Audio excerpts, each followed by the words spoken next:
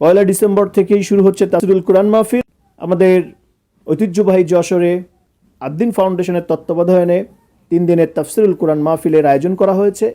প্রধান আকর্ষণ এখানে ডক্টর মিজানুর রহমান আজহারি রয়েছেন, আহমদুল্লাহ হুজুর রয়েছেন, মামুনুল হক রয়েছেন, আমির হামজা রয়েছেন, রফিকুল ইসলাম মাদানী। তারা এখানে আলোচনা রাখবেন। বাংলাদেশের সমস্ত প্রান্তের মানুষকে স্বাগত জানাচ্ছি এই মাহফিলে অংশগ্রহণ করার জন্য।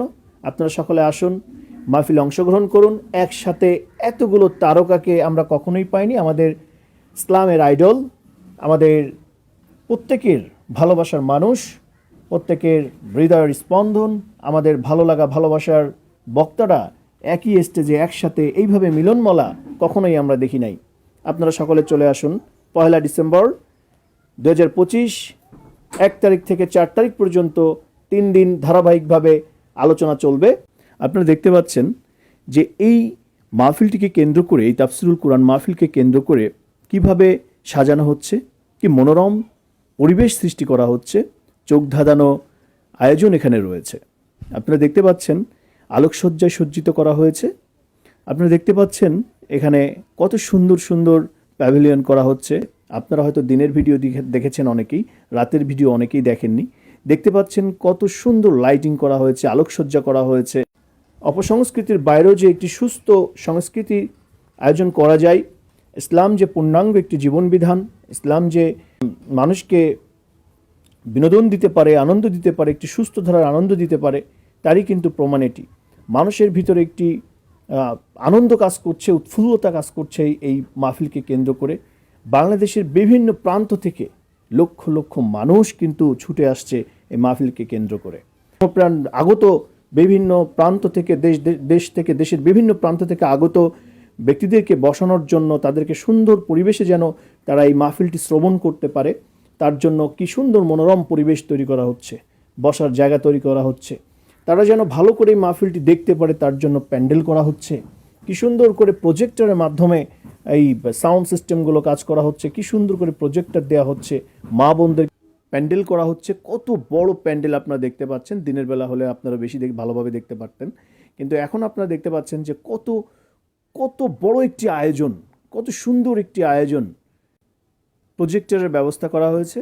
আপনারা দেখতে পাচ্ছেন যে এখানে স্টেজের কাজ চলছে, আপনারা দেখতে পাচ্ছেন যে এখানে প্যান্ডেলের কাজ চলছে। দেখুন, আপনারা যতদূর চোখ যায় দেখতে পাচ্ছেন যে কত বড় একটি এরিয়া নিয়ে প্রায় 5-7 লক্ষ লোকজন, 5-7 লক্ষ লোক এখানে সমাগম ঘটবে। আমরা ধারণা করছি যে এর থেকে অনেক বেশি লোক এখানে হবে। যশোরের ইতিহাসে এই প্রথম। আপনারা জানেন যে ফ্যাসিস্ট সরকারের সময় এই ধরনের অজমাহফিলগুলো তারা করতে দিত না, তারা বাধাগ্রস্ত করত। তারা এই ডক্টর মিজানুর রহমান আজহারিকে দেশ থেকে চলে যেতে বাধ্য করেছিল। তাকে কখনোই এইভাবে মাহফিল করতে দেওয়া হয়নি। আমির হামজা হুজুরকে গ্রেপ্তার করে রাখা হয়েছিল, মাদানীকে গ্রেপ্তার করে রাখা হয়েছিল, আমির হামজাকে গ্রেপ্তার করে, মামুনুল হককেও মিথ্যা মামলা দিয়ে তাকে গ্রেপ্তার করা হয়েছিল। ওয়াজের ময়দান থেকে তাদেরকে দূরে রাখার জন্য, জনগণ থেকে তাদেরকে দূরে রাখার জন্য তারা কিন্তু তাদেরকে আলেমুল আমাদেরকে গ্রেপ্তার করেছিল তৎকালীন স্বৈরাচার ফ্যাসিস্ট আওয়ামী লীগ সরকার। আজ কিন্তু এই সমস্ত আলেমগুলো মুক্ত হয়েছে, একটি মুক্ত পরিবেশে তারা কথা বলার জন্য প্রস্তুত হয়েছেন। তারা কিন্তু আবার জনগণের মাঝে, ধর্মপ্রাণ মুসলমানের মাঝেই কিন্তু তারা ফিরে এসেছেন। তারা আলোক বর্তিকা হাতে নিয়ে এই কোরআনকে মানুষের মাঝে প্রতিষ্ঠিত করার জন্য, কোরআনের আলোকে ছড়িয়ে দেওয়ার জন্যই কিন্তু এই কাজটি তারা করে যাচ্ছেন। আজ তাদেরকে এখানে ইনভাইট করা হয়েছে, তারা এখানে কথা বলবেন 3 দিন। পহেলা জানুয়ারি থেকে 1 তারিখ, 2 তারিখ, 3 তারিখ, 4 তারিখ এখানে কথা হবে। তারা তাফসির পেশ করবেন সাধারণ জনগণের মাঝে, ধর্মপ্রাণ মুসলমানদের মাঝে। তা আপনাদেরকে এটাই দেখাতে চাচ্ছিলাম যে অপসংস্কৃতির বাইরেও যে একটি সুস্থ সংস্কৃতি আয়োজন করা যায়, ইসলাম যে পূর্ণাঙ্গ একটি জীবনবিধান, ইসলাম যে মানুষকে বিনোদন দিতে পারে, আনন্দ দিতে পারে, একটি সুস্থ ধারার আনন্দ দিতে পারে, তারই কিন্তু প্রমাণ এটি। মানুষের ভিতরে একটি আনন্দ কাজ করছে, উৎফুল্লতা কাজ করছে এই মাহফিলকে কেন্দ্র করে। বাংলাদেশের বিভিন্ন প্রান্ত থেকে লক্ষ লক্ষ মানুষ কিন্তু ছুটে আসছে এই মাহফিলকে কেন্দ্র করে।